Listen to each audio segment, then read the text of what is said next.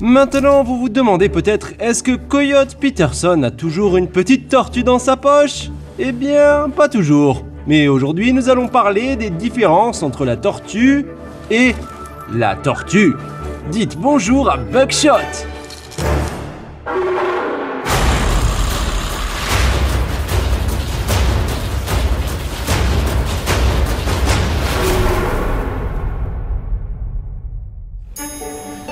Tortue, tortue, tortue. Depuis près de 200 millions d'années, un reptile que nous connaissons tous sous le nom de tortue habite notre planète. Ces ectothermes à sang froid sont protégés par une coquille osseuse dure. Ils respirent de l'air et mangent leur nourriture à l'aide de leur bec. Parmi les 327 espèces connues qui existent aujourd'hui, certaines vivent dans l'eau tandis que d'autres se trouvent sur Terre.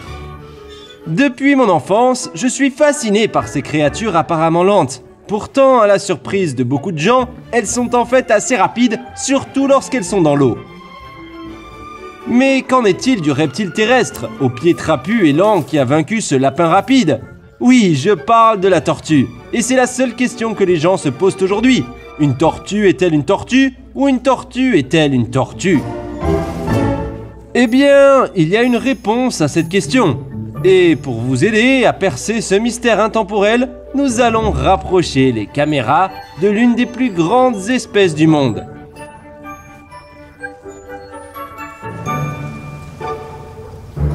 D'accord, j'espère que tout le monde qui regarde est excité car ici, même dans ce sac, j'ai un tas de légumes. Vous savez que les légumes sont bons pour la santé, n'est-ce pas?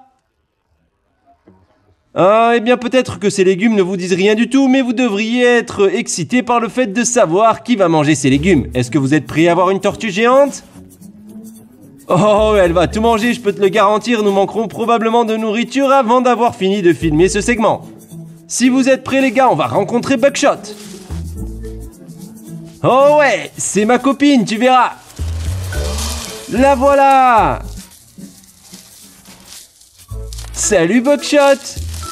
Celle-ci est la tortue des Galapagos, la plus grande espèce de tortue au monde. Et ce que nous allons faire aujourd'hui, c'est lui donner son dîner. Ok, Buckshot, tu vas où? Toute la nourriture est ici. Première bouchée. Oh, il y a une grosse crotte de tortue, tu l'as vu ici? Oh mec, Marc a marché sur les crottes de la tortue.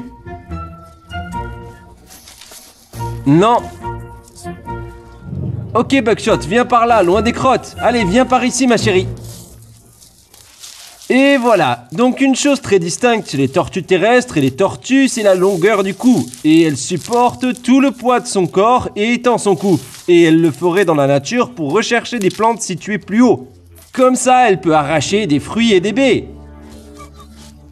Waouh, regardez comme elle mord avec son bec. Maintenant, j'essaie de faire attention à l'endroit où se trouve la caméra et Marc, mais je dois aussi faire attention à son bec parce que vous voyez, quand elle mord et jette sa tête en avant et je ne veux pas perdre un doigt dans son bec.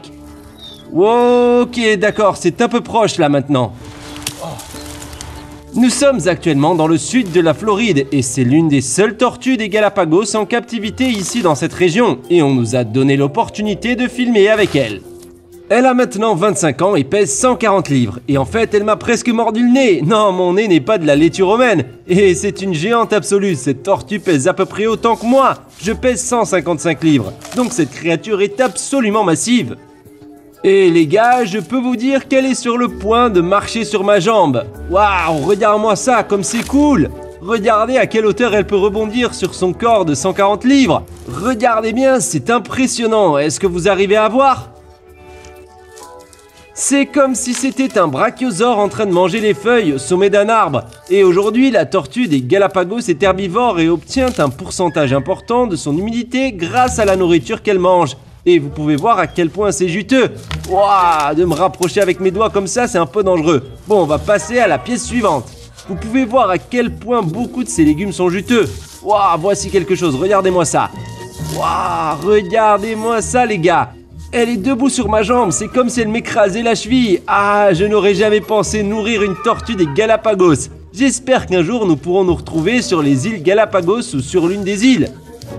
Ah, c'est mieux comme ça. Maintenant, elle n'est plus vraiment sur ma cheville. Et on va continuer à nourrir certaines de ces tortues dans la nature. Le concombre, est-ce que t'aimes ça? On va voir, on va prendre le concombre. C'est mon préféré. Et voilà! Avec le concombre. T'es prêt? Oh, elle est debout sur moi, n'est-ce pas?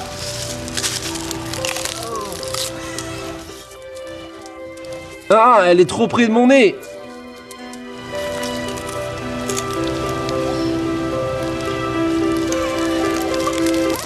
Ah, c'est trop près, si elle touche mon nez.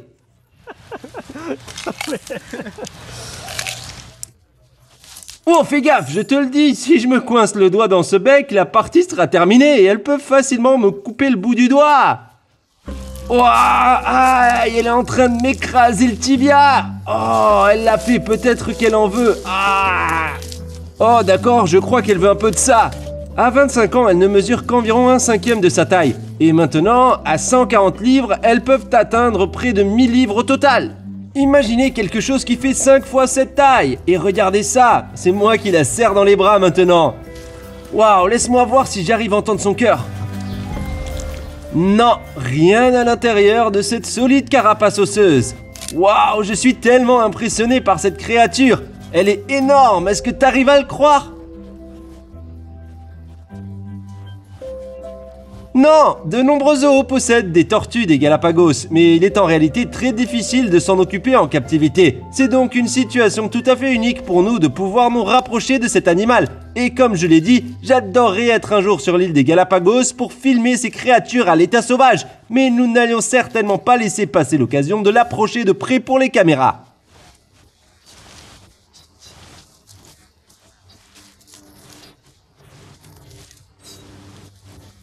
Excellente question. Techniquement, toutes les tortues sont des tortues marines, mais toutes les tortues marines ne sont pas des tortues. Réfléchissez-y un peu.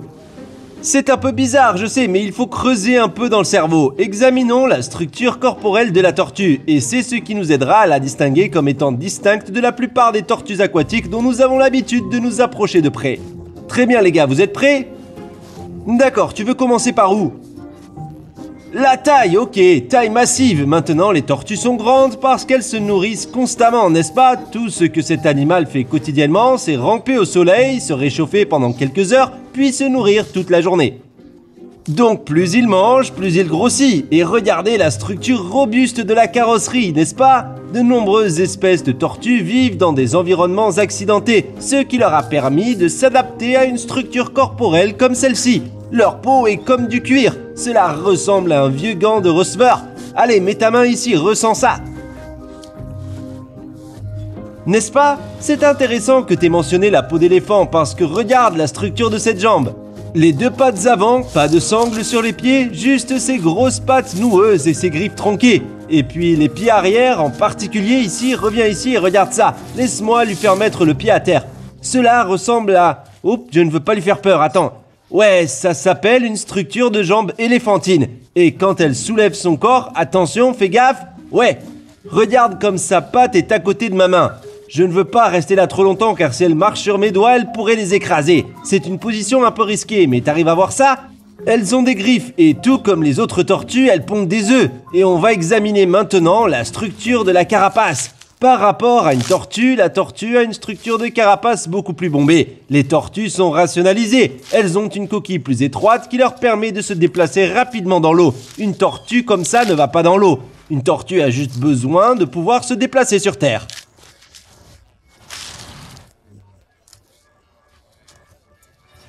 Ouais.